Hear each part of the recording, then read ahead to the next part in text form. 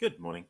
So we continue through the Gospel of Mark, chapter 10, and we're doing the end of it now. So here we go. They were on the road, going up to Jerusalem, and Jesus was walking ahead of them. They were amazed, and those who followed were afraid.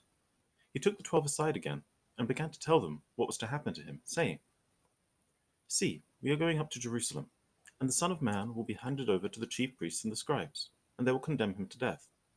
Then they will hand him over to the Gentiles. They will mock him, spit upon him, flog him, and kill him, and after 3 days he will rise again." So, as the editors of the Bible said, this is the third time in the Gospel of Mark that Jesus has said what's going to happen. You'll remember the first time he said it, Peter was upset and Jesus gave him a hard time for it. Then the second time, nobody said anything, quite understandably. And now in this third time, he's giving them a few more details. He's saying what the exact treatment that he's going to be receiving. Now, if we look at the Gospel according to St. Luke, he adds a little bit more. So he says the same details. Says, after they have flogged him, they will kill him. On the third day, he'll rise again. And then he says in verse 34, "But they understood nothing about all these things. In fact, what he said was hidden from them, and they did not grasp what was said." And I know from both being a teacher and having been a student, there are times when I've tried to communicate and people haven't quite got what I've been trying to teach. Similarly, there have been times when people have been trying to teach me and I haven't quite got it. So if you ever feel bad that you're not understanding something, these 12 apostles, they were hanging out with Jesus, and even they sometimes didn't fully understand what was going on. So maybe there's some comfort in there. James and John, the sons of Zebedee, came forward to him and said to him, "Teacher, we want you to do for us whatever we ask of you." And he said to them, "What is it you want me to do for you?" And they said, "Grant us to sit, one at your right hand and one at your left, in your glory." But Jesus said to them, "You do not know what you are asking. Are you able to drink the cup that I drink, or be baptized with the baptism that I am baptized with?" They replied, "We are able." Then Jesus said to them, "The cup that I drink you will drink, and with the baptism with which I am baptized you will be baptized. But to sit at my right hand or at my left is not mine to grant, but is for those for whom it has been prepared." When the 10 heard this, they began to be angry with James and John. So Jesus called them and said to them, "You know that among the Gentiles those whom they recognize as rulers lord it over them, and their great ones are tyrants over them. But it is not so among you. But whoever wishes to become great among you must be your servant, and whoever wishes to be first among you must be slave of all. For the Son of Man came not to be served, but to serve, and to give his life as a ransom for many." Okay, so what do they ask? Well, James and John, they ask specifically that in the afterlife they could have a very special place of honor right next to Jesus. Jesus said, "Are you willing to walk along the same path that I'm going to walk on? Are you able to take on board the difficulties and hardships that I will?"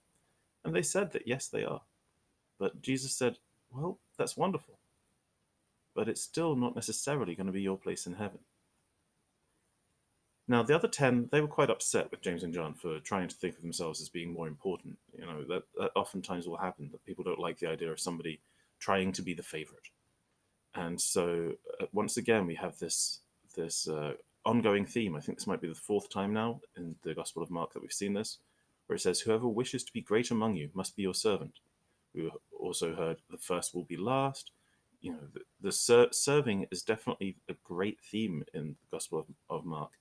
And so I think that's the thing we need to take from it in a really great way, is that serving, a servant's heart, is what Mark would like us to have. Verse 46. They came to Jericho. As he and his disciples and a large crowd were leaving Jericho, Bartimaeus, son of Timaeus, a blind beggar, was sitting by the roadside. When he heard that it was Jesus of Nazareth, he began to cry out and say, "Jesus, son of David, have mercy on me." Many sternly ordered him to be quiet, but he cried out even more loudly, "Son of David, have mercy on me." Jesus stood still and said, "Call him here." And they called the blind man, saying to him, "Take heart, get up, he is calling you." So, throwing off his cloak, he sprang up and came to Jesus. Then Jesus said to him, "What do you want me to do for you?" The blind man said to him, "My teacher, let me see again." Jesus said to him, Go, your faith has made you well." Immediately he regained his sight and followed him on the way. All right, so the healing of blind Bartimaeus. Well, the word Bar is just a Hebrew word meaning son. So Bartimaeus literally does mean son of Timaeus. And he was blind. He was shouting, "Jesus, have mercy on me." People gave him a hard time. They said, "You stop bothering Jesus. He's always so busy." But Jesus said, "No, call him here." And so they call him here. Jesus asked him specifically, "What do you want me to do? How would you like me to show this mercy for you?" And Bartimaeus said that he really wanted to be able to see again. Well, it was the faith that made him well. And as soon as he could see again, this was such a life changing encounter with Jesus that he chose to follow Jesus. Similarly, those of us who have had a life changing encounter with Jesus, we should also follow Jesus along the way. And so that's today's lesson on the Gospel of Mark. I hope you guys get all this down. We'll be doing a little bit of Les Mis later on today. And then have a delightful weekend. All right. Bye bye now.